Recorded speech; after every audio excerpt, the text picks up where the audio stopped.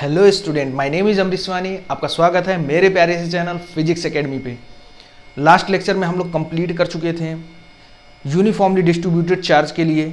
अगर किसी बॉडी पे चार्ज डिस्ट्रीब्यूटेड है तो उसकी वजह से किसी एक पॉइंट पर इलेक्ट्रिक फील्ड स्ट्रेंथ हम लोग क्या कर चुके थे, फाइंड आउट कर चुके थे। ठीक है, उसमें एक टॉपिक रह गया था जिसे हम यहाँ पर डिस्कस करेंगे।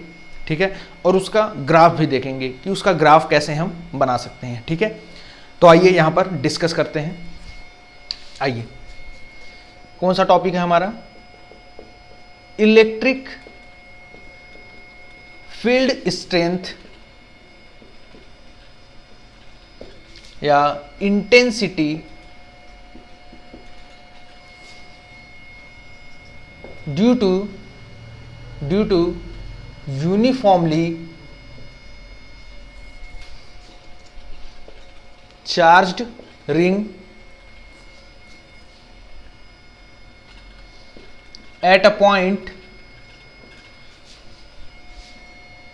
on the axis of ring। ठीक है, हम लोग किसके बारे में बात कर रहे हैं? इलेक्ट्रिक फील्ड स्ट्रेंथ या intensity due to uniformly charged ring at a point on the axis of ring. मतलब कि हमारे पास क्या है, एक यूनिफॉर्मली चार्ज्ड रिंग है। ठीक है, यूनिफॉर्मली चार्ज्ड रिंग है। ठीक है, हम लोग मान लेते हैं ये हमारे पास एक रिंग है और जिसका रेडियस कैपिटल आर है और ये रिंग क्या है, चार्ज्ड है। इस पे चार्ज क्या है, यूनिफॉर्मली डिस्ट्रीब्यूटेड है। ठीक है, ये दिख रहा है और ये बोल रहा है कि इसके एक्सिस यानी कि इसके सेंटर से जो ये जो एक्सिस जा रही है, ये जो एक्सिस है, इसके सेंटर से x डिस्टेंस पे एट पॉइंट P पे हमें क्या फाइंड आउट करना है, इलेक्ट्रिक फील्ड स्ट्रेंथ। टॉपिक यही है हमारा, यही हमें बोल रहा है कि हमारे पास क्या है, एक यूनिफॉर्मली चार्ज रिंग है, उसके सेंटर से x डिस्टेंस पे एट पॉइंट P पर, समझ आ रहा है, सेंटर से x डिस्टेंस पे ऑन एक्सिस पे, समझ आ रहा है, सेंट्रल एक्सिस पे एट पॉइंट P पर इलेक्ट्रिक फील्ड स्ट्रेंथ हमें क्या करनी है, फाइंड आउट करनी है। ठीक है, तो आइए हम यहां पर क्या करते हैं, फाइंड आउट करते हैं। तो ये क्या है, यूनिफॉर्मली चार्ज बॉडी है। तो इसके लिए पहले भी हम डिस्कस कर चुके हैं कि हम क्या करते हैं, इसको छोटे छोटे एलिमेंट में डिवाइड कर देते हैं। तो आइए छोटे छोटे एलिमेंट में डिवाइड कर देते हैं। ये देखिए, इसको छोटे छोटे एलिमेंट में हम लोग क्या कर दिए, डिवाइड कर दिए, छोटे छोटे एलिमेंट में डिवाइड कर दिए। ठीक है, और ये मान लिए कि इस एलिमेंट पे जो चार्ज है dq, इस वाले एलिमेंट पे जो चार्ज है वो dq, वैसे सभी एलिमेंट पे जो चार्ज है वो क्या है, dq है। तो इन सभी dq चार्ज की वजह से ही इस पॉइंट P पर इलेक्ट्रिक फील्ड स्ट्रेंथ हमें फाइंड आउट करनी है। तो हम फाइंड आउट कर सकते हैं किसकी हेल्प से, प्रिंसिपल ऑफ सुपरपोजिशन। समझ आया? यहाँ पे क्या है, नंबर ऑफ चार्जेस हो गए, ये छोटे छोटे नंबर ऑफ चार्जेस हो गए, इनकी वजह से इस पॉइंट P पर इलेक्ट्रिक फील्ड स्ट्रेंथ हमें क्या करनी है, या इंटेंसिटी फाइंड आउट करनी है। तो हम क्या किए, इसको छोटे छोटे एलिमेंट में डिवाइड कर दिए। अब आइए देखते हैं, ये जो dq चार्ज है इसकी वजह से इस पे जो इलेक्ट्रिक फील्ड आएगा, इलेक्ट्रिक फील्ड स्ट्रेंथ आएगी, वो क्या आएगी, dE, इस वाले एलिमेंट की वजह से या इस dq चार्ज की वजह से, dE इस dq चार्ज की वजह से, dE। वैसे इस सभी जो dq चार्ज है उन सभी की वजह से यहाँ पर जो इलेक्ट्रिक फील्ड स्ट्रेंथ आएगी वो क्या आएगी, dE। समझ आ रहा है? इन सभी की वजह से, इन सभी की वजह से आएगी। समझ में आ रहा है? इन सभी की वजह से आएगी। तो हम ये बोल सकते हैं कि नेट इलेक्ट्रिक फील्ड स्ट्रेंथ या इंटेंसिटी एट पॉइंट P जो होगा वो क्या होगा, dE plus dE plus dE plus dE plus dash dash dash. और इसको हम दूसरी तरीके से भी लिखते हैं, किस तरह से, इंटीग्रेशन के फॉर्म में। अगर हम इसी को इंटीग्रेशन ऑफ dE लिख दें तो ये क्या डिनोट करेगा, net electric field at point P। समझ में आया इतना? अच्छा, इसकी लिमिट डिसाइड हम लोग कैसे करते हैं? इसकी लिमिट को डिसाइड करने के लिए हम क्या करते हैं, देखते हैं कि वेरिएबल क्या है यहाँ पर। तो सबसे पहले हम क्या करते हैं, dE को फाइंड आउट करते हैं। ठीक है, और वहां से हम देखेंगे कि वेरिएबल क्या है, उसके बेसिस पे हम बताएंगे कि इसकी लोअर और अपर लिमिट क्या होगी। ठीक है, तो आइए पहले देखते हैं। तो इसको फाइंड आउट करने के लिए हम क्या करते हैं, सभी एलिमेंट में से एक एलिमेंट क्या करते हैं, ले लेते हैं। तो आइए ले लेते हैं, इसको मैं रब कर देता हूँ और यहाँ पर एक सिंगल एलिमेंट के थ्रू जो हमारा इलेक्ट्रिक फील्ड आ रहा है वो फाइंड आउट करेंगे और उसको हम इंटीग्रेट करेंगे। ठीक है, तो आइए देखते हैं ये सारी चीजें। अब हम यहां पर क्या कर रहे हैं, एक सिंगल एलिमेंट क्या कर रहे हैं, कंसीडर कर रहे हैं। तो देखिए सिंगल एलिमेंट हम यहां पर कंसीडर करेंगे। ये क्या है, हमारा चार्ज रिंग है। ठीक है, यूनिफॉर्मली चार्ज्ड है। ठीक है, इसके सेंटर से x डिस्टेंस पे on the axis at point P पे इलेक्ट्रिक फील्ड फाइंड आउट करना है। हम यहाँ पर क्या कर रहे हैं, एक एलिमेंट क्या कर रहे हैं, कंसीडर कर रहे हैं। तो यहाँ पे एक एलिमेंट ले लेते हैं, ये मान लिया ये हमारा क्या है, एक एलिमेंट है। ठीक है, जिसका लेंथ कितना है dl और इस पे चार्ज कितना है dq, छोटा सा चार्ज dq है। तो इस dq चार्ज की वजह से इस पे जो इलेक्ट्रिक फील्ड आएगा वो कितना आएगा, de, छोटा सा इलेक्ट्रिक फील्ड स्ट्रेंथ आएगा। समझ में आ रहा है। अच्छा, अब ये हम मान लेते हैं कि ये जो एलिमेंट है और इस P पॉइंट का जो सेपरेशन है वो स्मॉल r है, ये हम मान लेते हैं। ठीक है, और एक्सिस से ये जो लाइन है कौन सी, पॉइंट P और एलिमेंट को ज्वाइन करने वाली जो लाइन है वो एक्सिस से मान लेते हैं अल्फा एंगल पे है। इतनी चीजें समझ में आई। तो ये एंगल अल्फा है तो ये एंगल भी अल्फा होगा, बिल्कुल होगा। ये क्या है, हमारा इलेक्ट्रिक फील्ड इंटेंसिटी, ये हमारी क्या है, वेक्टर क्वांटिटी है। तो इसकी क्या होगी, दो कंपोनेंट होंगे, एक होगा क्या अलोंग द एक्सिस होगा और दूसरा क्या होगा, इससे परपेंडिकुलर डायरेक्शन में। समझ आ रहा है, इससे परपेंडिकुलर डायरेक्शन में। तो इसके दो क्या होंगे, कंपोनेंट होंगे। एक कंपोनेंट क्या होगा, जिस डायरेक्शन में अल्फा है उस डायरेक्शन में कॉस कंपोनेंट होगा, तो डी कॉस अल्फा। और उससे 90 डिग्री पे यानी कि परपेंडिकुलर डायरेक्शन में डी साइन अल्फा कंपोनेंट होगा। ठीक है, ये सारी चीजें हम लोग बात कर चुके हैं। समझ में आ रही है इतनी चीजें, मतलब प्रीवियस लेक्चर में इन सभी चीजों के बारे में हम लोग बात कर चुके हैं। ठीक है, जिसको अगर ये नहीं समझ में आ रहा है तो ये वेक्टर फॉर्म भी मैं बता चुका हूं जब मैं स्टार्ट कर रहा था। ठीक है, तो उसमें आप देख सकते हैं इसे डी साइन अल्फा और ये क्या है, डी कॉस अल्फा। अच्छा, अब आइए बात करते हैं इसके अपोजिट एलिमेंट की। इसके जस्ट अपोजिट एलिमेंट कौन सा होगा, ये वाला होगा। ये इसका क्या होगा, अपोजिट एलिमेंट है। समझ में आ रहा है। इस पर भी चार्ज कितना है, dq चार्ज है। तो इस dq चार्ज की वजह से इस पॉइंट P पे जो इलेक्ट्रिक फील्ड आएगा वो कितना आएगा, de आएगा, क्योंकि यहाँ पे भी dq चार्ज है। इसकी वजह से इलेक्ट्रिक फील्ड कितना आ रहा है, de आ रहा है। तो यहाँ पे भी dq चार्ज है, जस्ट इसके अपोजिट। तो इसकी वजह से भी इलेक्ट्रिक फील्ड कितना आएगा, de आएगा। और ये चीज जरा समझ में आ रही है क्या, ये आपको समझ में आ रहा है कि ये क्या है, सर्कुलर रिंग है ऐसे, और इसके एक्सिस ऐसे निकल रहा है। तो इससे जितनी भी लाइनें ज्वाइन करेंगे, मतलब इसके जो पेरिफेरी है, समझ में आ रहा है, रिंग से जितने भी एलिमेंट हैं वो सभी जो है इस जब P पॉइंट से क्या होंगी, ज्वाइंट होंगी। ऐसे जब P पॉइंट से ज्वाइंट करेंगी तो सभी क्या करेंगे, एक सिंगल एंगल, मतलब ये जो अल्फा होगा वो क्या होगा, सभी के लिए सेम होगा। समझ में आ रहा है, ऐसे है, ऐसे है। अब यहाँ से जो एंगल आएगा वो भी अल्फा होगा, यहाँ से जो एंगल आएगा वो भी अल्फा होगा।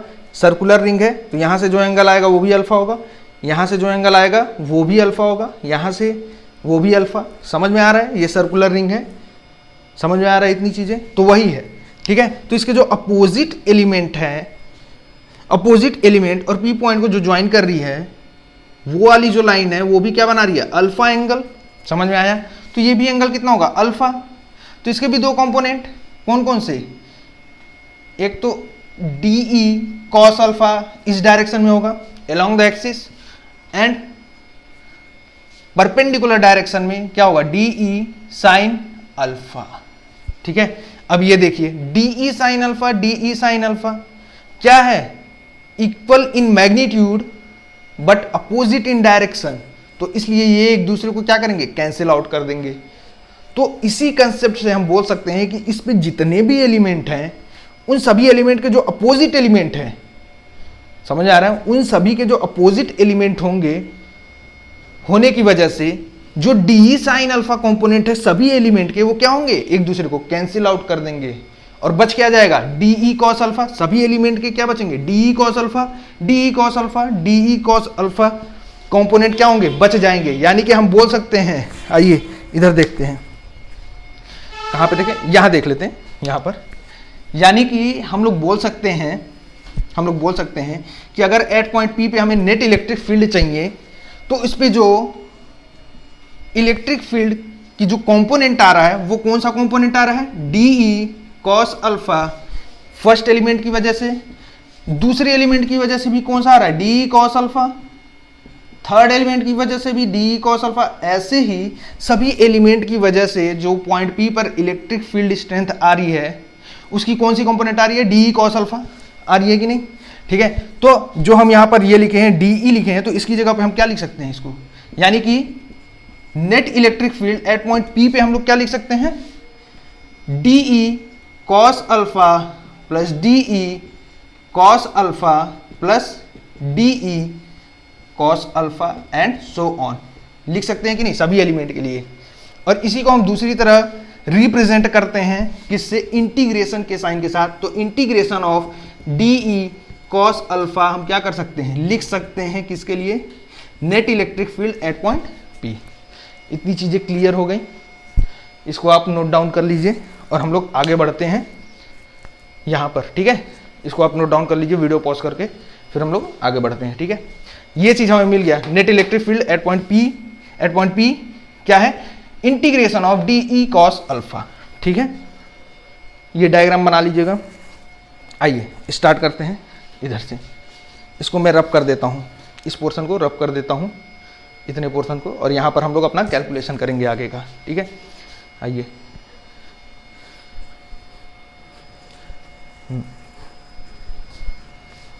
ठीक है, हमें एक चीज तो पता चल गया कि एट पॉइंट पी पे जो नेट इलेक्ट्रिक फील्ड आएगी वो क्या है, integration of D E cos alpha. अब बात है उसके लिमिट पुट करने की, लोअर और अपर लिमिट पुट करने की। तो उसके लिए मैंने बताया है कि पहले हमें डी क्या करना पड़ेगा, फाइंड आउट करना पड़ेगा, और उसमें देखना पड़ेगा कि कौन सी चीज क्या कर रही है, वेरी कर रही है, वेरिएबल क्या है।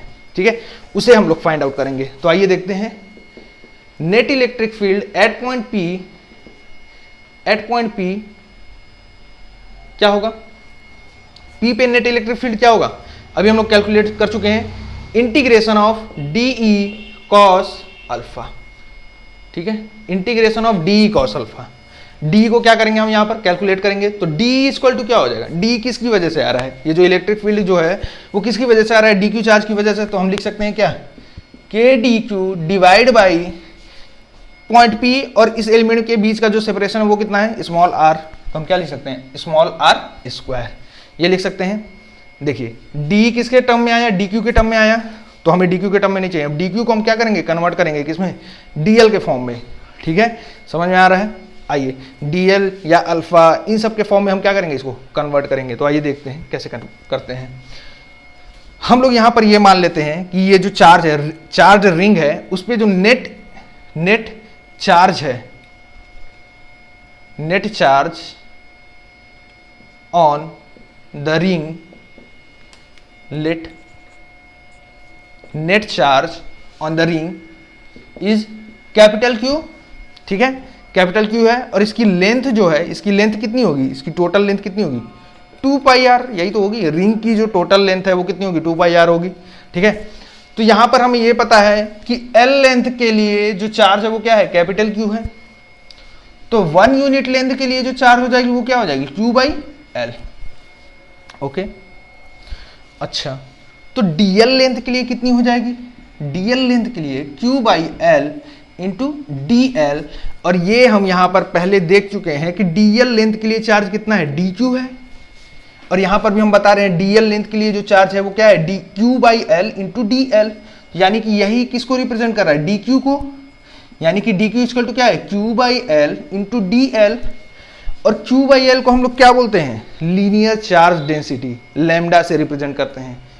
प्रीवियस डेरिवेशन जो है उसमें हम लोग ये सब देख चुके हैं। ठीक है, तो हम इसको लैम्डा से रिप्रेजेंट करते हैं, समझ में आ रहा है, चार्ज पर यूनिट लेंथ। ठीक है, तो लैम्डा इंटू डी एल, ये लिख सकते हैं डी क्यू इक्वल टू, ये लिख सकते हैं डी क्यू को हम क्या करेंगे, रिप्लेस कर देंगे, और डी की वैल्यू यहां पर क्या कर लेंगे, फाइंड आउट कर लेंगे। यहाँ देखिए, यहाँ पर ये क्या हो जाएगा, K lambda D L divide by R square. D की वैल्यू आ गए, अब इस डी की वैल्यू उठा के यहाँ पुट कर देंगे। आइए आगे देखते हैं। यहाँ पर इसको रब कर देता हूँ मैं, ठीक है। देखिए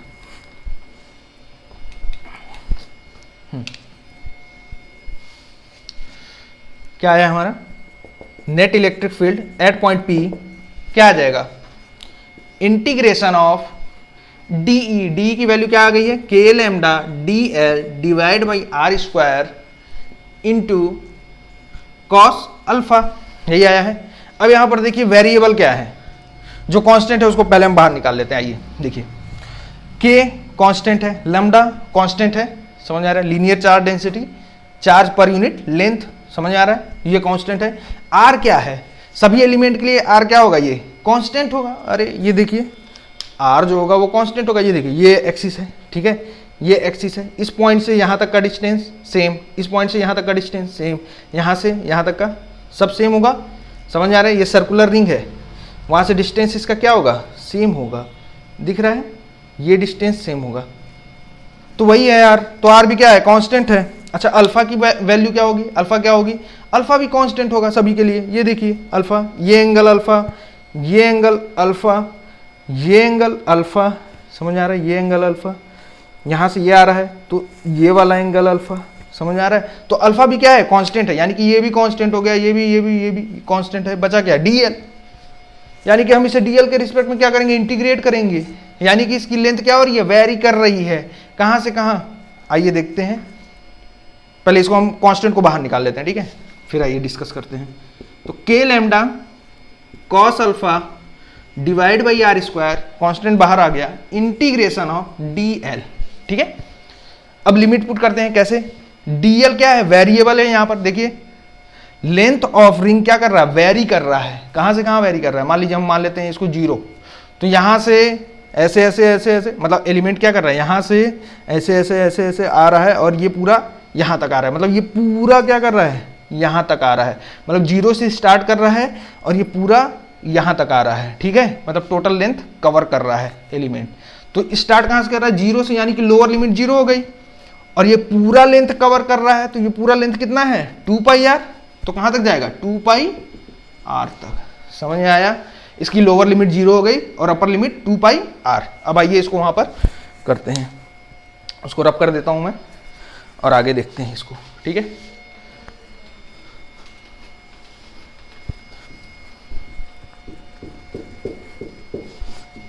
इसकी वैल्यू कैलकुलेट करते हैं।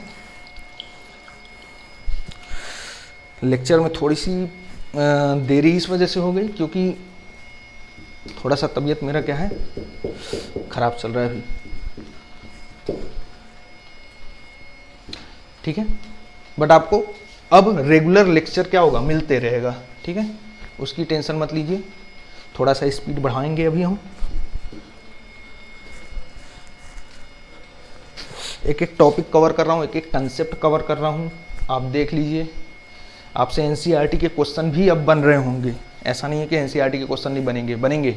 अगर पूरे कंसेप्ट क्लियर हो रहे हैं तो बनेंगे क्वेश्चन, ठीक है। आइए देखते हैं यहाँ पर, तो net electric field at point P क्या होगा, हम लोग निकाल चुके हैं, इसको कैलकुलेट कर चुके हैं। देखिए इधर आ जाता हूँ मैं, ठीक है। Net electric field at point P क्या होगा, K lambda cos alpha divide by R square और integration of D L, limit क्या है 0 to 2 पाई आर, ठीक है। आइए इसको इंटीग्रेट करते हैं, कुछ नहीं है, कांस्टेंट है, तो क्या हो जाएगा, K lambda cos alpha divide by R square, और यहाँ पर क्या हो जाएगा एल, लिमिट क्या होगी 0 to 2 पाई आर, ठीक है।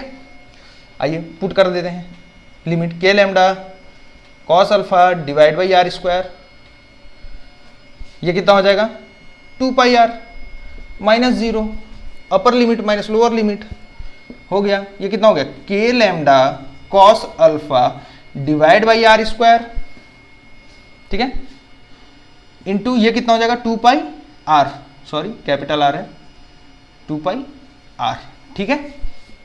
अच्छा, आइए अब यहाँ पर लेमडा को भी हम ब्रेक कर देते हैं।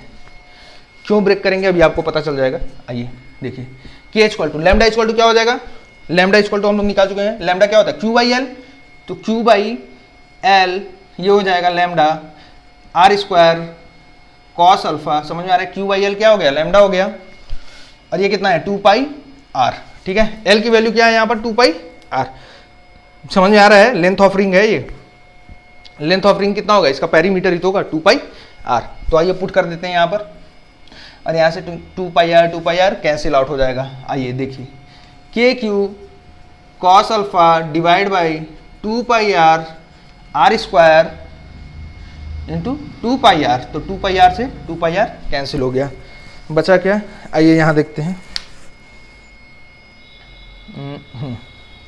यहाँ देख लेते हैं,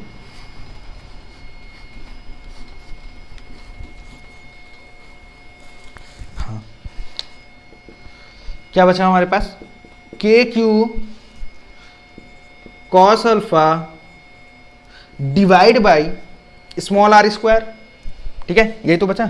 कॉस अल्फा की भी वैल्यू हम क्या कर सकते हैं, पुट कर सकते हैं यहाँ से, कैसे पुट कर सकते हैं, निकाल लीजिए यहाँ से कॉस अल्फा की वैल्यू, कॉस अल्फा की वैल्यू क्या हो जाएगी, बेस अपॉन हाइपोटेनियस यानी कि x divide by R square, तो कर दीजिए K Q X divide by R square, हाँ R square, sorry R square नहीं होगा, आर होगा, x डिवाइड बाई आर, ठीक है, तो x डिवाइड बाई आर क्या हो जाएगा, ये हमारा कॉस अल्फा की वैल्यू, तो x divide by R square, ठीक है, तो ये कितना हो जाएगा के Q X divide by R cube, ठीक है, आर की वैल्यू यहाँ से पुट कर दीजिए, ये क्या हो गया, ट्रायंगल पाइथागोरस थ्योरम लगा दीजिए, कितना हो जाएगा x square plus are square, ये हो जाएगी हमारी आर स्क्वायर की वैल्यू, आर की वैल्यू क्या हो जाएगी, आर की वैल्यू क्या हो जाएगी, अगर हम यहाँ से आर की वैल्यू निकालना चाहें तो हम लोग डायरेक्ट लिख सकते हैं, आर इक्वल टू क्या हो जाएगा under root x square plus capital R square, ये लिख सकते हैं कि नहीं, तो वही यहाँ पर पुट कर देते हैं। आइए तो के क्यू यहाँ पर लिखते हैं, आइए यहाँ पर लिखते हैं, क्या हो जाएगा के बाई आर क्यूब का मतलब X square plus are square का होल कितना है, कि होल पावर कितना है यहाँ पर 1/2, तो ये कितना हो जाएगा 3/2, समझ में आ रहा है, आर क्यूब है, समझ में आ रहा है, तो ये कितना हो जाएगा 1/3/2, ये समझ में तो आ रहा है ना, कुछ है नहीं इसमें, कोई रॉकेट साइंस नहीं है, ये हमारा आ गया क्या, net electric field at point P, इस पी पॉइंट पर net electric field find out हो गया, ठीक है। अब आइए थोड़ा सा इसका एनालिसिस करते हैं, इतनी चीजें समझ में आ गई, इसको नोट डाउन कर लीजिए अपनी नोटबुक में। आइए आगे बढ़ते हैं।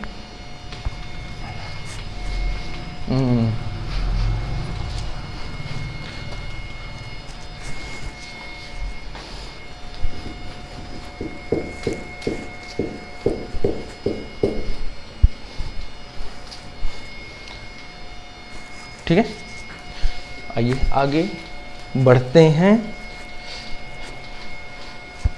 इसके बाद हम लोग स्टार्ट करेंगे इलेक्ट्रिक फील्ड लाइन, और अब थोड़ा सा स्पीड बढ़ाएंगे, उसको जल्दी जल्दी अब कवर करेंगे, जल्दी जल्दी आपको वीडियो मिलेगी, ठीक है, उसके बारे में टेंशन मत लीजिए, जितना जल्दी हो सकता है उतना जल्दी मैं वीडियो लेक्चर प्रोवाइड कराऊंगा। आइए देखिए, नेट इलेक्ट्रिक फील्ड हमें मिल चुकी है, क्या है एट पॉइंट पी, क्या मिल चुका है के Q X divide by X square plus are square का होल 3/2, ये हमें मिल चुका है नेट इलेक्ट्रिक फील्ड, ठीक है।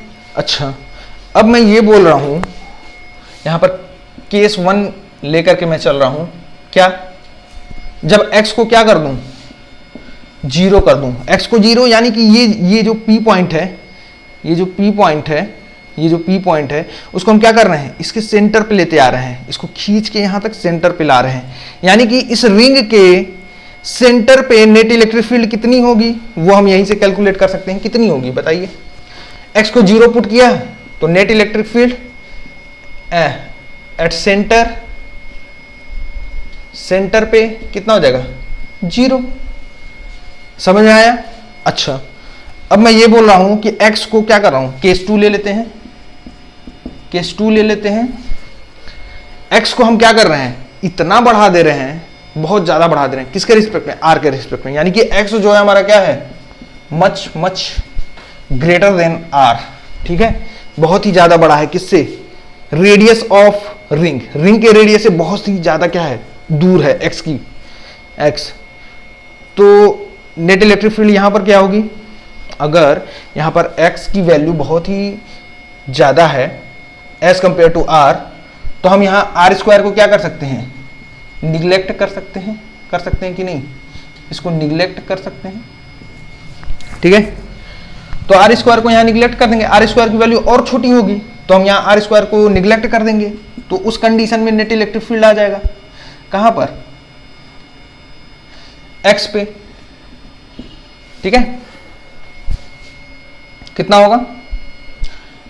के क्यू एक्स डिवाइड बाई, अब यहां पे ये क्या हो गया? निगलेक्ट कर दिए तो कितना हो गया? ये एक्स स्क्वायर का होल 3/2। इसको सॉल्व करेंगे तो कितना हो जाएगा? इसको सॉल्व करेंगे ये हमारा आ जाएगा के Q X divide by X to the power Q. और सॉल्व करते हैं तो ये कितना आ जाएगा? के Q divide by X square. ये देखिए नेट इलेक्ट्रिक फील्ड कितना आ गया? के क्यू बाई एक्स स्क्वायर। यानी कि ये जो रिंग है वो पॉइंट चार्ज की तरफ बिहेव करने लगेगा। समझ में आ रहा है? एक्स की वैल्यू जब हम इतनी ज्यादा बढ़ा देंगे, बहुत ज्यादा, मतलब कि बोल सकते हैं कि 5 किलोमीटर 6 किलोमीटर इतना ज्यादा बढ़ा दिए, इतना ज्यादा एक्स की वैल्यू हम बढ़ा दिए, तो वहां से हम जब इस रिंग को देखेंगे तो कैसा दिखेगा? पॉइंट दिखेगा, पॉइंट चार्ज जैसा बिहेव करेगा। तो इस वजह से उस पॉइंट पर जो नेट इलेक्ट्रिक फील्ड होगा वो के क्यू बाई एक्स स्क्वायर। समझ में आया? इतनी चीजें क्लियर है, इसको आप नोट कर लीजिए, फिर आगे बढ़ते हैं।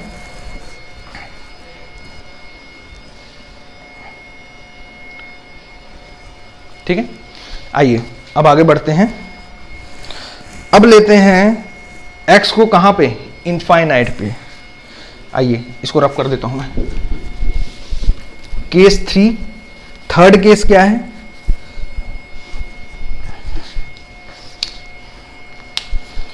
केस 3 क्या है हमारा वो देखिए। x को कहां पे ले रहे हैं? इनफाइनाइट। इनफाइनाइट पे लेंगे तो यही वाला इक्वेशन फॉलो करेगा। समझ में आ रहा है? ये इक्वेशन फॉलो करेगा, पॉइंट चार्ज हो जाएगा, पॉइंट चार्ज की तरह बिहेव करने लगेगा ये रिंग। तो उस कंडीशन में नेट इलेक्ट्रिक फील्ड कितना हो जाएगा? के क्यू बाई एक्स स्क्वायर, और एक्स की वैल्यू जब इनफाइनाइट पुट करेंगे तो ये क्या हो जाएगा? 0। समझ में आ रहा है? समझ में आ रहा है? तो नेट इलेक्ट्रिक फील्ड क्या हो जाएगा? 0 एट इंफिनिटी। ठीक है, अच्छा, तो हमें यहां से एक और चीज क्लियर हुआ। क्या क्लियर हुआ? आइए देखते हैं क्या क्या क्लियर हुआ। देखिए क्या क्लियर हुआ। जब x कितने पे था? 0 था, तो इलेक्ट्रिक फील्ड क्या था? 0, यानी कि सेंटर पे 0 है। ठीक है, अच्छा, जब हम इसको बढ़ाते जा रहे हैं, x की वैल्यू बढ़ाते जा रहे हैं, तो इलेक्ट्रिक फील्ड की क्या है? वैल्यू बढ़ती चली जा रही है। देखिए इलेक्ट्रिक फील्ड की वैल्यू क्या हो रही है? बढ़ती चली जा रही है, बढ़ती चली जा रही है, बढ़ती चली जा रही है। और जब हम इनफाइनाइट पे पहुंच गए तो वहां पे फिर से नेट इलेक्ट्रिक फील्ड कितना हो गया? 0 हो गया, इस रिंग की वजह से। समझ में आया? मतलब हम ये बोल सकते हैं कि y नहीं, E और R के बीच, x के बीच हम जब ग्राफ बनाते हैं तो क्या होगा? x पर जब x 0 है तो E भी क्या होगा? 0 होगा। और जब x इनफाइनाइट हो जाता है, मतलब आगे की तरफ, तो वहां पर E की वैल्यू क्या मिलती है? 0 मिलती है। यानी बीच में कहीं, यहां पर बीच में कहीं हमें E की वैल्यू क्या मिलेगी? मैक्सिमम मिलेगी। तो ये जो E की वैल्यू मैक्सिमम मिलेगी वो कितनी मिलेगी और x की किस वैल्यू पे मिलेगी, वो अब हम यहां पर क्या करेंगे? फाइंड आउट करेंगे। यानी कि ग्राफ हमारा कैसे बन रहा है? कुछ ऐसे, ये देखिए, ये ऐसे बन रहा है। समझ में आ रहा है? ये पॉइंट ऐसा है, अगर हम E और x के बीच ग्राफ बना रहे हैं, क्योंकि हमें यहां डेटा मिल चुका है कि x इक्वल टू 0 पे इलेक्ट्रिक फील्ड स्ट्रेंथ क्या होगी? 0 होगी, और x इक्वल टू इनफाइनाइट पे इलेक्ट्रिक फील्ड स्ट्रेंथ क्या है? 0 है। और जैसे जैसे x से, जैसे जैसे हम सेंटर से दूर जा रहे हैं, दूर जा रहे हैं, इलेक्ट्रिक फील्ड इंटेंसिटी क्या हो रही है, बढ़ती चली जा रही है, यानी कि बीच में कहीं इलेक्ट्रिक फील्ड इंटेंसिटी या स्ट्रेंथ क्या होगी, मैक्सिमम होगी। तो हमें इसी वैल्यू को क्या करना है, फाइंड आउट करना है, और इस पोजीशन को फाइंड आउट करना है कि किस पोजीशन पे ये मैक्सिमम होगी इलेक्ट्रिक फील्ड इंटेंसिटी। समझ में आया? तो आइए इसको हम लोग क्या करते हैं, कैलकुलेट करते हैं। अब इसको रब कर देता हूं मैं, ठीक है, इसको मैं रब कर देता हूं और उसका ग्राफ भी देखेंगे। आइए अब इसको रफ कर देता हूं, ठीक है, वीडियो पॉज करके नोट कर लीजिए, फिर आगे बढ़ते हैं।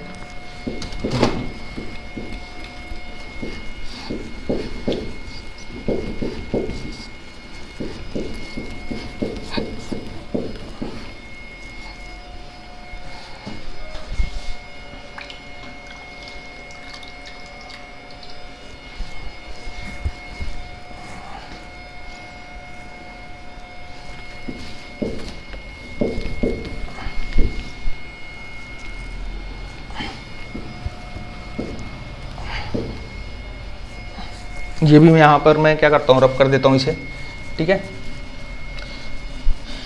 और आगे बढ़ते हैं। Maximum electric field strength find out करते हैं और वो पोजीशन फाइंड आउट करते हैं कि जहाँ पर मैक्सिमम फील्ड स्ट्रेंथ होगी, किसकी वजह से, रिंग की वजह से। समझ आ रहा है, यूनिफॉर्मली चार्ज रिंग की वजह से, ठीक है। तो आइए देखते हैं, आगे की तरफ बढ़ते हैं हम लोग, ठीक है। आइए देखते हैं। तो इसको पढ़ने से पहले ये देख लीजिए, E की वैल्यू हमें क्या मिली थी, net electric field at point P, जो इक्वेशन मिला था वो क्या मिला था, KQ x divide by X square plus are square का होल पावर 3/2, ये हमें मिला था, ठीक है। इसे रहने दीजिए यहाँ पर, इसकी ज़रूरत है हमें, ठीक है। तो पहले हम ये देख लेते हैं कि अगर हमारे पास कोई इक्वेशन है y equal to function of x है, तो उसका कुछ ग्राफ होगा। तो उस ग्राफ में हम मैक्सिमम वैल्यू कैसे फाइंड आउट करते हैं y की, और x की पोजीशन क्या होती है उस कंडीशन में, ठीक है। तो हम कैसे फाइंड आउट करते हैं उसको थोड़ा सा समझ लेते हैं थोड़ा सा, ताकि हमें यहाँ पर थोड़ा क्लियर हो जाए, ठीक है। तो आइए उसको समझते हैं किस तरह से, एक ग्राफ के थ्रू। क्योंकि यहाँ पर E क्या है, फंक्शन ऑफ x है, क्योंकि बाकी चीजें तो क्या है, कांस्टेंट है। तो E जो है फंक्शन ऑफ x है, तो उसके लिए ग्राफ इस तरह से बन रहा है। तो उस कंडीशन में हमें जो मैक्सिमम वैल्यू मिल रही है, कहाँ मिल रही है, यहाँ पर मिली है, और इस पोजीशन को हमें फाइंड आउट करना है। तो उससे पहले हमें थोड़ा सा ग्राफ थोड़ा सा समझना पड़ेगा, ठीक है। तो थोड़ा सा वो समझ लेते हैं। आइए मान लेते हैं कि y क्या है, फंक्शन ऑफ x है, ठीक है। अभी इस पे हम लोग आएंगे, इन दोनों चीजें पे पहले इसकी बात कर लेते हैं। y equal to function of x है, और y जो है क्या है, एक स्ट्रेट लाइन का क्या है, मान लो ये फंक्शन ऑफ x जो है एक स्ट्रेट लाइन का इक्वेशन है, mx प्लस c, और c यहाँ पर क्या है, जीरो, इंटरसेप्ट जीरो, यानी कि लाइन कहाँ जा रही है, सेंटर से जा रही है। तो उसका ग्राफ हम लोग बना लेते हैं। ये क्या हो गया x, और ये क्या हो गया y, यही है y equal to M X, y equal to M X का ग्राफ तो यही होगा, ठीक है। ओके, ये मान लेते हैं कोऑर्डिनेट जो है पॉइंट x, y है, ठीक है। यानी कि यहाँ से यहाँ तक का जो लेंथ है वो x है, और यहाँ से यहाँ तक का जो लेंथ है वो कितना है, y है। समझ में आ रहा है, ये कितना है, y है, और ये कितना है, x है। और मान लेते हैं कि x से ये जो लाइन है थीटा एंगल पे है। इतनी चीजें क्लियर हुई, ये कितना है, थीटा एंगल पे है। तो हम लोग ये चीजें देख चुके हैं, मैथ में हम लोग देख चुके हैं इन चीजों को। थोड़ा सा यहाँ पर देख लेते हैं। y इक्वल टू क्या है, mx, तो m इक्वल टू क्या होगा, y बाई एक्स, और ये m क्या होता था, स्लोप ऑफ टेंजेंट। अच्छा एक चीज मैं बता दूं, स्लोप ऑफ टेंजेंट या लाइन की क्या शो कर रहा है, ये स्लोप को क्या कर रहा है, रिप्रेजेंट कर रहा है। m equal to y by X, y by X किसको रिप्रेजेंट कर रहा है, स्लोप ऑफ टेंजेंट। मतलब कि अगर हमें इस लाइन की स्लोप अगर फाइंड आउट करनी है, तो हम क्या कर रहे हैं कि इसके किसी एक पॉइंट पर क्या कर रहे हैं, टेंजेंट ड्रॉ कर रहे हैं। किसी भी पॉइंट पर टेंजेंट ड्रॉ करें, मान लीजिए अगर हमें यहाँ पर स्लोप फाइंड आउट करना है, तो हम क्या करेंगे, यहाँ पर टेंजेंट ड्रॉ करेंगे। अगर कोई कर्व होता तो वहां पर भी हम क्या करते हैं, किसी पॉइंट पे अगर हमें पॉइंट पे हमें क्या फाइंड आउट करना होता, स्लोप फाइंड आउट करना होता, तो हम उस पॉइंट पे क्या करते हैं, टेंजेंट ड्रॉ करते हैं। ठीक है, तो यहां पर क्या है, ये स्ट्रेट लाइन है, तो इस पॉइंट पे अगर हमें स्लोप फाइंड आउट करना है तो हम क्या करेंगे, इस पे टेंजेंट ड्रॉ करेंगे। तो टेंजेंट हमने देखा कि टेंजेंट जो है इसी लाइन पर क्या कर रही है, लाई कर रही है। कहीं पर भी हम लोग टेंजेंट ड्रॉ करें वो क्या होगी, इसी लाइन पर क्या करेगी, लाई करेगी। समझ में आ रहा है, यानी कि इस लाइन की जो स्लोप है वो क्या है, कांस्टेंट है, वो वेरी नहीं कर रही है। ठीक है, और वो कितनी है, y बाई एक्स, ये देखिए y बाई एक्स। अच्छा, यहां पर हम ये देख रहे हैं कि ये क्या है, y है और ये क्या है, x, तो ये एक ट्रायंगल को शो कर रहा है कि नहीं। तो y बाई एक्स को हम और क्या लिख सकते हैं, परपेंडिकुलर अपॉन बेस को और क्या लिख सकते हैं, टेन थीटा। ओ, समझ में आया, मतलब कि इस लाइन की जो स्लोप है वो क्या है, टेन थीटा, मतलब टेंजेंट ऑफ दिस थीटा, इस थीटा की जो 10 की वैल्यू है, टेन थीटा की जो वैल्यू है इस लाइन की, वही उसकी स्लोप को रिप्रेजेंट कर रहा है। समझ में आया इतना चीज। ठीक है, यानी कि ये slope of tangent, slope of line कुछ नहीं है, वो क्या है, टेन थीटा की वैल्यू है इस लाइन की। समझ में आ रहा है, जो एक्स से थीटा एंगल पे है। ठीक है, अच्छा, अब इस पॉइंट को हम क्या कर रहे हैं, स्लाइड करके एकदम पास ला रहे हैं, यहां तक ला रहे हैं, यानी कि हम क्या कर रहे हैं, इस लाइन को एकदम पास ला रहे हैं यहां तक। तो ये ग्राफ कुछ ऐसा हो जाता है, y x छोटा सा ऐसा ग्राफ बन जाता है, और छोटे से लेंथ को रिप्रेजेंट करने के लिए हम लोग dx, और छोटे से लेंथ y एक्सिस पे छोटे से लेंथ को रिप्रेजेंट करने के लिए dy को हम क्या करते हैं, शो कर रहे हैं। ठीक है, ये एंगल कितना होगा, वो भी कितना होगा, थीटा होगा। इसको थोड़ा सा यहां पे बना लेते हैं, इसी को हम लोग थोड़ा इनलार्ज करके देख लेते हैं, ये ऐसे होगा, ये एंगल थीटा और ये dy और ये क्या है, dx है। तो यहां से टेन थीटा की वैल्यू क्या होगी, तो यहां से टेन थीटा की वैल्यू क्या होगी, टेन थीटा इक्वल टू क्या हो जाएगा, dy by dx, dy by dx। और हम लोग अभी देख चुके हैं कि जो टेन थीटा की वैल्यू है वही क्या है, स्लोप ऑफ टेंजेंट या स्लोप ऑफ लाइन। समझ में आ रहा है, ये किसको रिप्रेजेंट कर रहा है, स्लोप को ही तो रिप्रेजेंट कर रहा है। तो स्लोप ऑफ टेंजेंट, समझ में आ रहा है, यानी कि हमें किसी भी लाइन या किसी भी कर्व की स्लोप हमें फाइंड आउट करनी है, तो हम क्या करेंगे, उस कर्व पे उस पॉइंट पर क्या करेंगे, टेंजेंट ड्रॉ करेंगे, और उस टेंजेंट की टेन थीटा की वैल्यू अगर हम लोग फाइंड आउट कर लें तो वही हमारी क्या हो जाएगी, स्लोप ऑफ टेंजेंट हो जाएगी।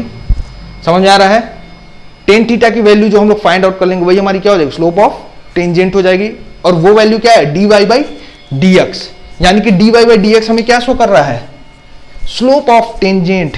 समझ में आया, स्लोप ऑफ टेंजेंट, उस लाइन की स्लोप को क्या कर रहा है, वो रिप्रेजेंट कर रहा है, dy बाई dx। यानी कि हमारे पास अगर ये फंक्शन है, क्या है, y इक्वल टू mx, अगर हम इसको डिफ्रेंशिएट कर दें x के रिस्पेक्ट में तो वो हमें क्या देगा, स्लोप देगा। ये देखिए dy बाई dx डिफ्रेंशिएट कर दिया x के रिस्पेक्ट में, इक्वल टू क्या आ गया, m आ गया, और यही हमारी क्या है,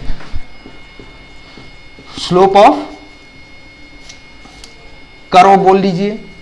ठीक है, स्लोप ऑफ कर्व बोल लीजिए, या यहां पर लाइन है तो इसे हम क्या बोलेंगे, लाइन बोल देंगे। ठीक है, स्लोप ऑफ लाइन। इतनी चीजें समझ में आई, इतनी चीजें समझ में आई। अब आइए आते हैं अपने नेक्स्ट कंसेप्ट पे जो हमें वहां पर यूज करना है। ठीक है, इसको आप नोट डाउन करना चाहते हैं तो नोट डाउन कर लीजिए, नहीं तो हम आगे बढ़ते हैं थोड़ा। अब आइए देखिए, नेक्स्ट कर्व लेते हैं। ठीक है, रब कर देता हूं, देखिए अब हम क्या करते हैं, यहां पर थोड़ा नेक्स्ट कर्व लेते हैं, मतलब एक कर्व लेते हैं, लाइन ना लेकर के एक कर्व लेते हैं। मान लीजिए ये क्या है, एक्स एक्सिस, ये क्या है, वाई एक्सिस।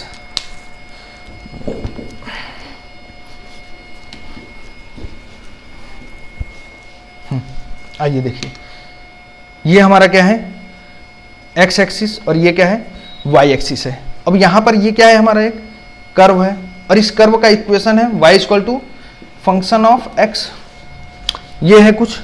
ठीक है, तो हमें क्या करना है कि इसका हमें स्लोप फाइंड आउट करना है। मान लीजिए इस पॉइंट पे हमें स्लोप फाइंड आउट करना है, तो इस पर जब हमें स्लोप फाइंड आउट करना होगा तो हम क्या करेंगे, टेंजेंट ड्रॉ करेंगे।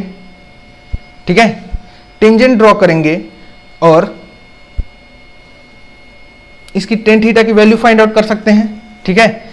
या फिर इस इक्वेशन का हम क्या कर दें, डिफरेंशिएट कर दें, dy बाई डी एक्स निकाल दें, वही हमारा क्या हो जाएगा, स्लोप ऑफ दिस कर्व, इस कर्व का क्या हो जाएगा, स्लोप हो जाएगा। ये समझ में आ रहा है। dy बाई डी, अगर हम इसको क्या कर दें, x के रिस्पेक्ट में डिफरेंशिएट कर दें, वही हमारा क्या शो करेगा, स्लोप ऑफ कर्व, ठीक है, स्लोप ऑफ कर्व।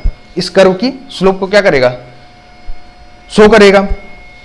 और यहां से हम लोग देख चुके हैं स्लोप ऑफ टेंजेंट या स्लोप ऑफ लाइन जो है वो क्या है, टेन थीटा है, यानी कि ये जो टेन थीटा की वैल्यू होगी वही dy बाई डी एक्स की वैल्यू होगी।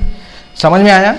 ये देखिए यहां पर जो हम लोग ये देख रहे हैं टेन थीटा की जो वैल्यू होगी वही क्या होगी, dy बाई डी एक्स की वैल्यू होगी, ठीक है। तो आइए देखते हैं, अभी हम उस कर्व पे आएंगे, ठीक है। हम क्या करते हैं, ऊपर की तरफ बढ़ते जाते हैं। यहां मान लीजिए हम इस पॉइंट पर, इसके टॉप मोस्ट पॉइंट पर जहां पर y क्या है, मैक्सिमम है, यहां पर हमें क्या फाइंड आउट करना है, स्लोप फाइंड आउट करना है। समझ में आ रहा है।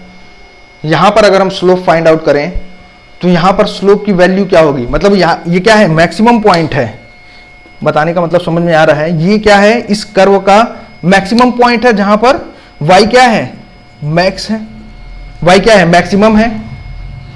x की एक पर्टिकुलर वैल्यू पे y क्या है, मैक्सिमम है। तो यहां पर हम क्या करें, स्लोप फाइंड आउट कर लें तो हमें x की वैल्यू क्या हो जाएगी, मिल जाएगी। तो ये देखिए यहां पर स्लोप क्या होगा, टेंजेंट ड्रॉ करें, ये होगा टेंजेंट। ये टेंजेंट जो है x एक्सिस की क्या है, पैरेलल है, यानी कि यहां पर थीटा क्या है, 0। तो टेन थीटा की वैल्यू क्या हो जाएगी, 0। और टेन थीटा की वैल्यू 0 हो गई, यानी कि dy बाई डी एक्स क्या है, 0 है। समझ में आया। मतलब अगर हमें इस पॉइंट को फाइंड आउट करना है, इस पॉइंट को हमें अगर फाइंड आउट करना है और ये कर्व क्या है, y equal to function of x, तो हम इसको क्या करेंगे, x के रिस्पेक्ट में डिफरेंशिएट करेंगे और उसको इक्वेट कर देंगे किससे, 0 से। समझ आ रहा है, 0 से इक्वेट कर देंगे, क्योंकि यहां पर टेन थीटा की वैल्यू क्या है, 0 है। तो उस कंडीशन में जो x की वैल्यू आएगी, इस कंडीशन में जो x की वैल्यू आएगी वो क्या होगी, हमारी x की वही वैल्यू होगी जिसपे y क्या है, मैक्सिमम है। इतनी चीजें क्लियर हो गई। अच्छा, इसकी मिनिमम वैल्यू पे आते हैं। यहां पर ये देखिए, यहां पर स्लोप ड्रॉ करेंगे, यहां पर हम लोग स्लोप क्या करेंगे, फाइंड आउट करेंगे। तो हम यहां पर क्या करेंगे, टेंजेंट ड्रॉ करेंगे। ये देखिए टेंजेंट ऐसे ही जाएगा, वो भी क्या है, x के पैरेलल। तो यहां पर भी थीटा क्या है, 0। तो टेन थीटा की वैल्यू क्या हो जाएगी, 0।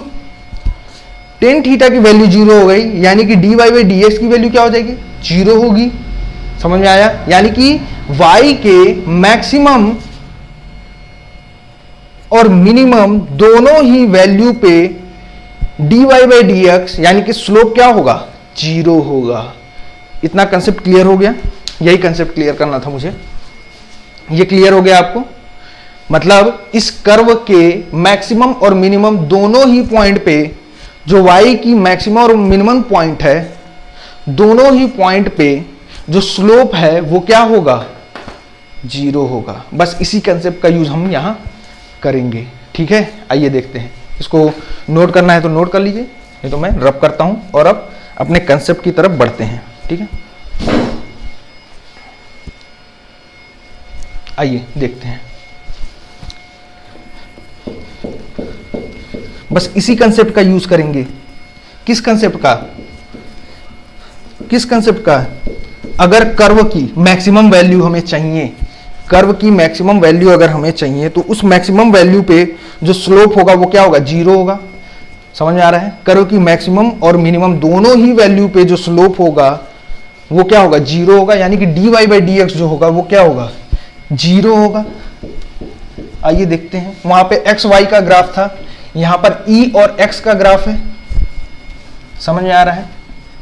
आइए देखिए कैसे कर रहे हैं इसको। अब इसको रब कर देते हैं और दोनों ही वैल्यू फाइंड आउट करते हैं। आइए देखिए क्या हो रहा है। यहां पर e क्या है, यहां पर देखिए e मैक्सिमम है। x की वैल्यू हमें फाइंड आउट करनी है कहां पर, जहां पर e की वैल्यू क्या हो, मैक्सिमम हो। अब देखिए ये कर्व है, इस पर हम क्या करेंगे, स्लोप ड्रॉ करेंगे, टेंजेंट ड्रॉ करेंगे। हमें इसकी स्लोप फाइंड आउट करनी है।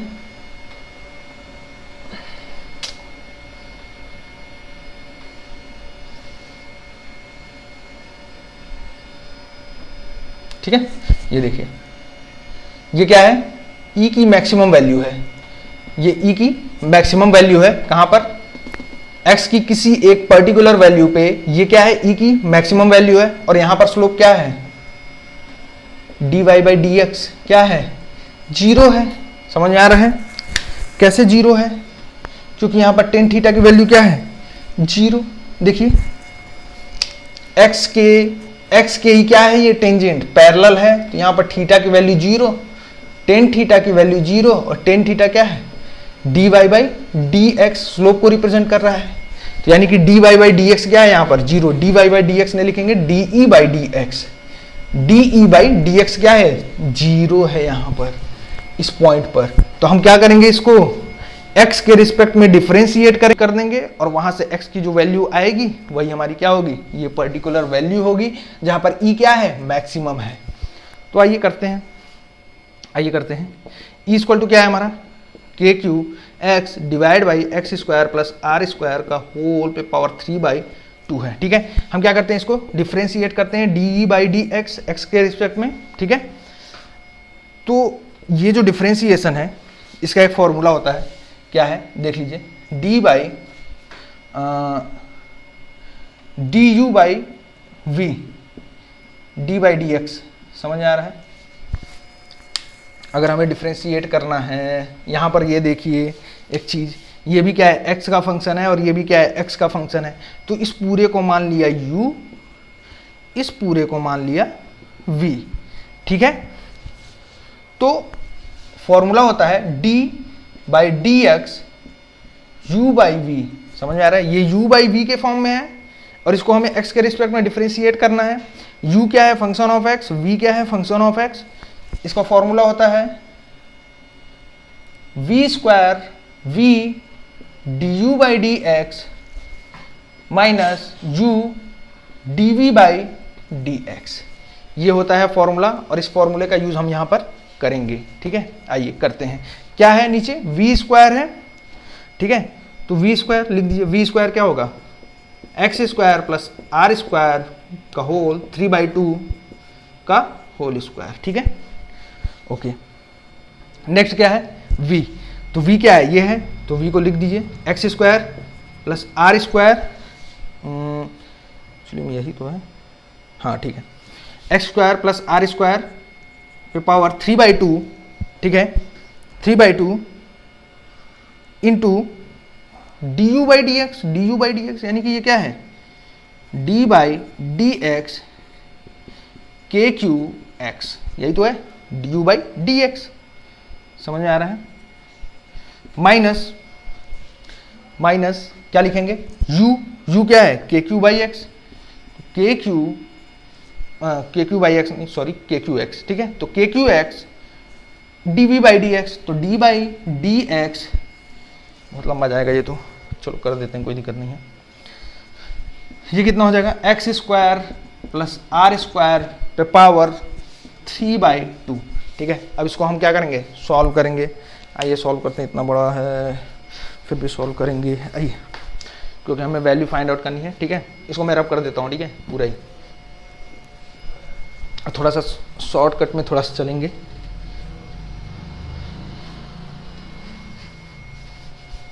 ठीक है, आइए देखते हैं, इसको क्या करते हैं, d by D x equal to 0 put करेंगे। याद रखिएगा 0 क्यों पुट कर रहे हैं, क्योंकि हमें क्या करनी है, x की वो वैल्यू फाइंड आउट करनी है जहां पर e क्या है, मैक्सिमम है। तो e के मैक्सिमम होने के लिए क्या होना चाहिए, स्लोप 0 होना चाहिए। d बाई डी एक्स क्या डिनोट कर रहा है, इस इक्वेशन का स्लोप।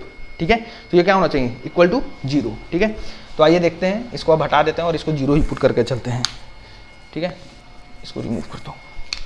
ठीक है, आइए देखते हैं, x square plus are square whole power 3/2 d by D x को, इसको क्या करेंगे, डिफरेंशिएट करेंगे। ये कितना हो जाएगा, के क्यू, समझ आया, के क्यू एक्स को डिफरेंशिएट करेंगे कितना हो जाएगा 1, माइनस ये कितना हो जाएगा, के क्यू एक्स, इसको डिफरेंशिएट करो कितना हो जाएगा, इसको डिफरेंशिएट करेंगे तो ये हो जाएगा 3/2, बिल्कुल सही, 3/2 x square plus are square पे पावर कितना हो जाएगा 1/2, 3/2 माइनस 1 तो 1/2 आ जाएगा। और फिर इसको क्या करेंगे, फिर से इसको क्या करेंगे, डिफरेंशिएट करेंगे तो ये कितना हो जाएगा, इसको डिफ्रेंशिएट करेंगे कितना हो जाएगा 2r, हाँ सॉरी इसको नहीं, इसको डिफरेंशिएट x के रिस्पेक्ट में कर रहे हैं ना, तो 2x, तो ये कितना हो जाएगा 2x, ठीक है। ये हो जाएगा 2 से 2 क्या हो गया, कट गया। नीचे वाले भी लिख देते हैं, कितना है ये x square plus are square पे पावर कितना हो जाएगा 3 हो जाएगा, क्योंकि ये देखिए ये 2 कैंसिल हो जाएगा, तो कितना हो जाएगा 3, ठीक है। अब यहाँ से हम क्या करेंगे, ऊपर से कॉमन ले लेते हैं। क्या क्या कॉमन आएगा, के क्यू, और क्या कॉमन आएगा x square plus are square पे पावर कितना आ जाएगा 1/2, 1/2 को कॉमन ले लिया, बचा कितना, हाँ ये बच जाएगा आपका x square plus are square, 1/2 को कॉमन ले लिया तो कितना बचेगा यहाँ पर, ये हो जाएगा आपका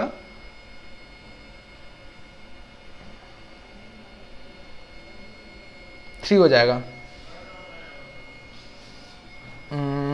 ये देखिए 1/2 को जब हम यहाँ से क्या करेंगे कॉमन लेंगे तो 1/2 3 नहीं होगा, ये तो इतना ही बचेगा X square plus are square, ठीक है, x square plus are square, हाँ X square plus are square होगा, ठीक है, माइनस ये कितना हो जाएगा के Q X square plus are square का होल 1/2 को क्या कर लिए कॉमन ले लिए, तो बचेगा क्या एक्स, ठीक है, के क्यू और ये कॉमन हो गया तो 3x स्क्वायर, ये तो बचेगा 3x स्क्वायर, ये x और ये वाला x मल्टीप्लाई हो जाएगा तो कितना बचेगा 3x स्क्वायर, इसको करके थोड़ा सा देख लीजिएगा, यही आएगा डिवाइड बाई ये कितना हो जाएगा x square plus are square पे power cube whole power cube, ठीक है। अब इसको हम इक्वल टू क्या है 0, ओके। तो आइए देखते हैं यहाँ से हम लोग फाइंड आउट करते हैं किसकी वैल्यू, x की वैल्यू फाइंड आउट करते हैं, ठीक है। तो यहाँ पर हम लोग देखते हैं x square plus are square under root x square plus are square is equal to 0, not equal to 0 हो सकता है, समझ में आ रहा है, ये 0 के बराबर नहीं होगा, क्यों, क्योंकि ये दोनों ही कंडीशन में क्या होने चाहिए 0 होने चाहिए, आर भी 0 होना चाहिए, एक्स भी 0 होना चाहिए, तभी ये क्या होगा 0 होगा, तो ये तो कंडीशन होगा ही नहीं, ये 0 के बराबर होगा नहीं। अच्छा इसको देखते हैं, ये क्या होगा x square plus are square minus 3x square is equal to 0, ये 0 के बराबर हो सकता है। इसको सॉल्व करते हैं तो एक्स स्क्वायर ये क्या हो सकता है 0 के बराबर हो सकता है, और यहां से हमें x की वैल्यू मिल जाएगी, ठीक है। तो r square plus x square minus 3x square equal to 0, तो r square minus 2x square equal to 0, r square equal to क्या हो जाएगा 2x स्क्वायर, और यहां से हम लोग x की वैल्यू फाइंड आउट कर लेंगे, x इक्वल टू क्या हो जाएगा plus minus r by root 2, ये हो जाएगा x की वैल्यू, समझ में आया, ये x की वैल्यू आ गई क्या plus minus r by root 2।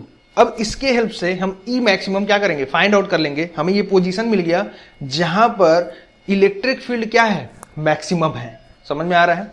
अभी इसका ग्राफ भी देखेंगे, तो आइए यहां पर देखते हैं मैक्सिमम इलेक्ट्रिक फील्ड कितनी होगी at point x equal to r by root 2 पे, आर बाई रूट 2 पे हम लोग देखते हैं कितनी होगी, पुट कर देते हैं और इस पर जो वैल्यू होगी ई की वो क्या होगी मैक्सिमम होगी, तो के क्यू एक्स की वैल्यू क्या होगी आर बाई रूट 2, पुट कर देते हैं r by root 2 divide by कितना हो जाएगा आर बाई रूट 2 का स्क्वायर प्लस आर स्क्वायर का होल 3/2 का पावर, ठीक है।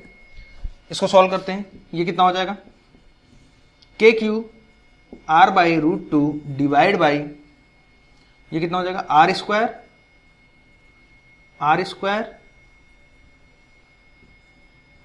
बाई 2 प्लस आर स्क्वायर का होल 3/2 का होल पे पावर 3/2, ठीक है।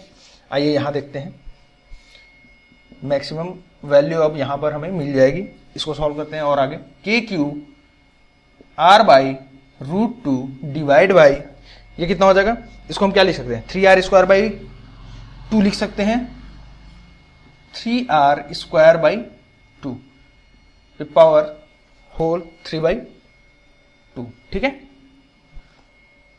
अच्छा और आगे बढ़ते हैं, यहां से क्या होगा ये, इसको हम क्या लिख सकते हैं इसको हम लोग लिख सकते हैं k q r by root two divide by, इसको क्या लिख सकते हैं, under root 3r square, under root 3r square by 2 पे पावर होल क्यूब। ये लिख सकते हैं 1/2 को क्या कर दिया, इससे अंडर रूट कर दिया, अंडर रूट कर दिया, under root 3r square by 2 पे पावर होल क्यूब, ठीक है, 3 कर दिया। अब इसको सॉल्व करते हैं आगे, यहां पर आइए देखते हैं, यहां आगे इसको सॉल्व करते हैं और मैक्सिमम वैल्यू फाइंड आउट करते हैं, किसकी, ई की। जिसे भी लिखना है वीडियो पॉज करके आप नोट कर सकते हैं इसे, ठीक है, वीडियो पॉज करके नोट कर लीजिए, मैं इसे रब करता हूं आगे का पोर्शन। आइए आइए देखते हैं, मैक्सिमम वैल्यू क्या होगी ई की, कितनी हो जाएगी, k q r by root two divide by, ये कितना हो जाएगा 3r स्क्वायर, यानी कि r क्या हो जाएगा, बाहर आ जाएगा रूट के, और अंडर रूट 3/2 का क्यूब। तो क्या लिख सकते हैं इसको, k q r by root two divide by, ये क्या हो जाएगा आर क्यूब, और ये क्या हो जाएगा 3√3 डिवाइड बाई 2√2, इसको लिख सकते हैं कि नहीं, √3 इंटू √3 इंटू √3, 3 टाइम्स क्या करेंगे, मल्टीप्लाई करेंगे तो 3√3, और 2 का क्या हो जाएगा, √2 का, √2 इंटू √2 इंटू √2, तो 2 इंटू √2, समझ आ रहा है, √2 से √2 क्या हो जाएगा, कैंसिल हो जाएगा, बचेगा क्या यहाँ पर, ये आ जाएगा हमारा इसकी वैल्यू 2 के क्यू, और इस r से ये वाला r क्या हो जाएगा, कैंसिल हो जाएगा, समझ में आ रहा है, तो k Q divide by 3√3r square, ठीक है, यहाँ r स्क्वायर बचेगा, r क्यूब था और यहाँ r, तो r से एक r गया तो कितना बचेगा r स्क्वायर, ठीक है, ये कितना आ गया, मैक्सिमम वैल्यू आ गई किसकी, ई की, इलेक्ट्रिक फील्ड स्ट्रेंथ या इंटेंसिटी की जो मैक्सिमम वैल्यू क्या होगी, 2kq divide by 3√3r square, ठीक है। इतनी चीजें क्लियर है, इसको नोट डाउन कर लीजिए, वीडियो पॉज करके नोट डाउन कर लीजिए, फिर आगे बढ़ते हैं हम लोग, ठीक है। आइए अब इसका ग्राफ देखते हैं, इसके ग्राफ की जो हम लोग बात कर रहे थे वो देखते हैं, इसको मैं रब कर देता हूं,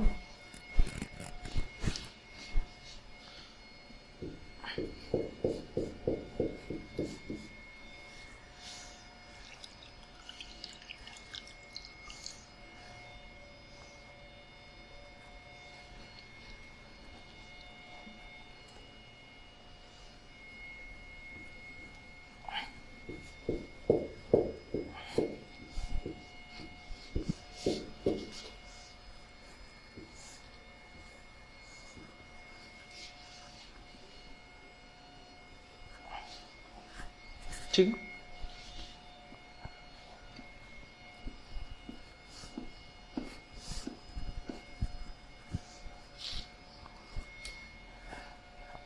इतनी चीजें क्लियर है। आइए आगे देखते हैं, अब इसका ग्राफ बनाते हैं हम लोग। ग्राफ कैसे होगा,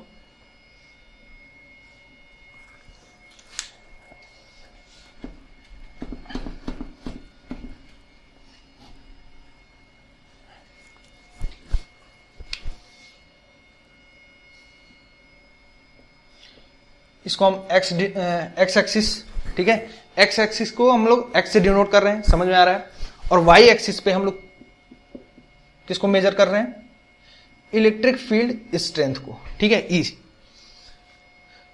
तो हम लोग देख चुके हैं कि एक्स की जो वैल्यू थी, मतलब ई की जो मैक्सिमम वैल्यू थी कहां पे मिल रही थी, एक्स के r बाई रूट टू पे, ठीक है, plus minus r by root two पे मिल रही थी, ठीक है।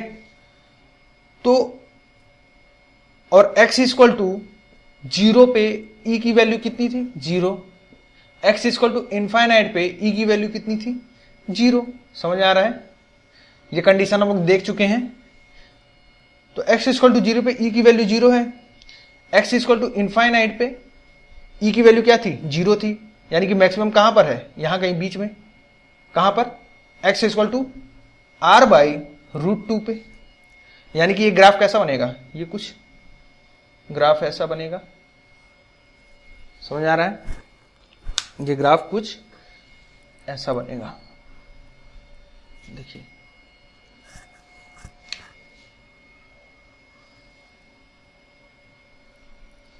ठीक है, ऐसे जाएगा ये ग्राफ,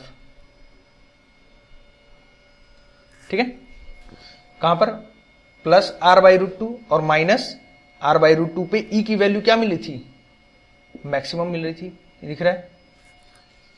माइनस r/√2 कहां पर आएगा, यहां आएगा नीचे कहीं, समझ आ रहा है।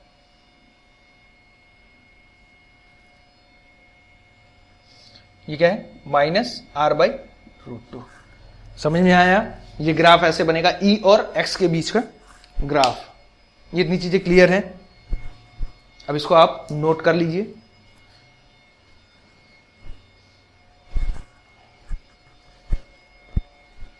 आज के लिए बस इतना ही, ठीक है। ऐसे ही बने रहिए हमारे चैनल पे, और ऐसे ही हम सारे सिलेबस को धीरे धीरे कवर करते चले जाएंगे। कुछ दिनों से मेरा तबीयत खराब था, इस वजह से मैं वीडियो जो है अपलोड नहीं कर पा रहा था, थोड़ा तबीयत खराब चल रहा है मेरा, ठीक है। कोई दिक्कत नहीं है, लेकिन अब जो वीडियो आएगी वो कंटिन्यू आएगी, ठीक है। हर दिन मैं एक एक वीडियो अपलोड करता जाऊंगा, ठीक है, और हमारा सिलेबस आगे बढ़ता जाएगा, ठीक है। ओके, अभी थोड़ी सी कंडीशन बेकार भी चल रही है, कोविड चल रहा है, तो ये सब प्रॉब्लम चल रही है, उस वजह से आप लोगों की पढ़ाई नहीं हो पा रही है। लेकिन उसके लिए मैं पूरी कोशिश कर रहा हूँ कि आपका सिलेबस भी हो और आपको क्वालिटी कंटेंट भी मिले, ठीक है। तो ऐसे ही हमारे चैनल पे बने रहिए। Stay healthy, stay safe.